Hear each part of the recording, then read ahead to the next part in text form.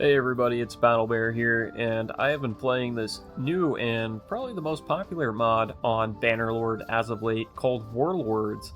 It kind of blows CRPG out of the water because it feels a little more balanced and fair, especially for those who don't have enough time to fully grind out a character.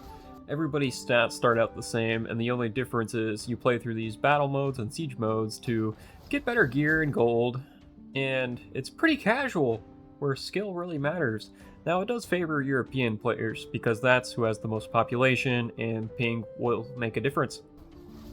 So to counteract that, as of late, I've been playing as an archer so that I don't have to be hand to hand with all of my opponents, and I can strike them from afar, where blocking and timing is not as paramount. As you can see here, you have a lot of options whenever it comes to making your character. So, like I said, you get all your options starting out just like anybody else, and it's just up to you how you want to allocate them differently. You can make hybrid classes, you could be a standard sword and board, two-hander, archer, cavalry, spearman, throwing, even if you want to be that unique. It's all up to you.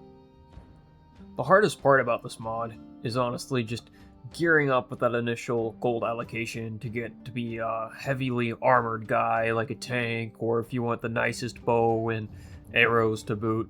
And you will feel a bit of a bridge until you get to some standardized gear, but it doesn't take long. I've only been playing for about a week, and I already, as you can see here, have a decent set of armor.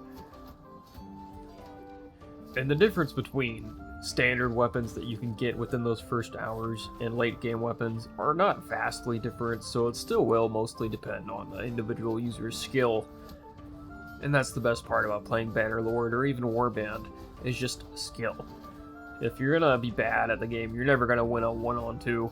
You're always gonna be in a 3-on-1, with you being in the greater numbers against the lesser opponent. It's really practice that sets you apart from everybody else. The most popular game mode is currently Siege, and it's fun, especially if you don't like dying and sitting around for a long time. Attackers spawn more frequently, while defenders, of course, defend their keeps, and it starts in different stages as banners are captured. I prefer playing as defender because you get a lot of fun armaments, like throwing stones and fire pots down at the people below.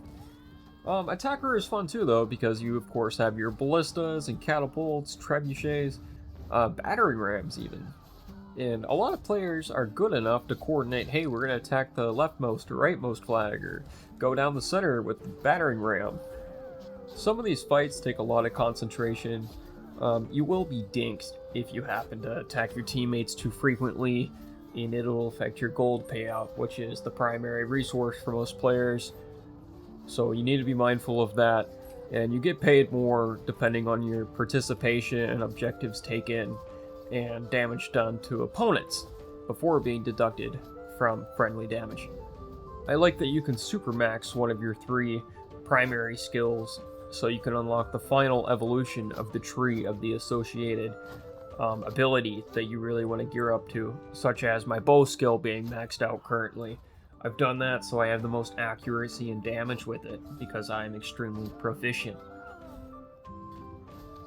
There's sort of a prestige system as well, where you go up ranks based off of how many quests for prestige points you've done, how many kills and rounds you've played, and you get tiny modifiers that assist you with that, such as increased gold and loot drop rates. Speaking of loot, whenever you kill another player, you have a chance of looting something that they are currently equipped with. So if you go after a tiny noob target and kill him, you may get a pitchfork, but if you take down a knight, there's a very small chance, around 1% natively or so, to get a piece of his armor or like his awesome two-handed weapon.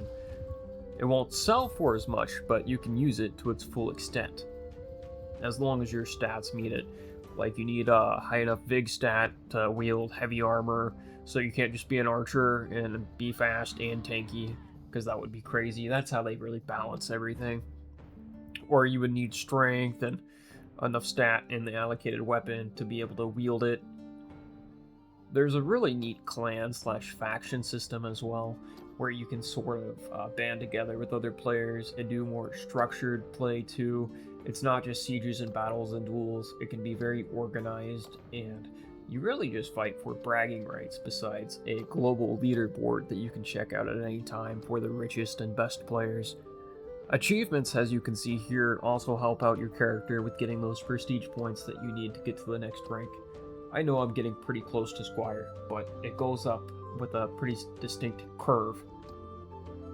I hope you've enjoyed this video. Stay tuned for more. This has been BattleBear Hobbies, and I'll see you on the next one.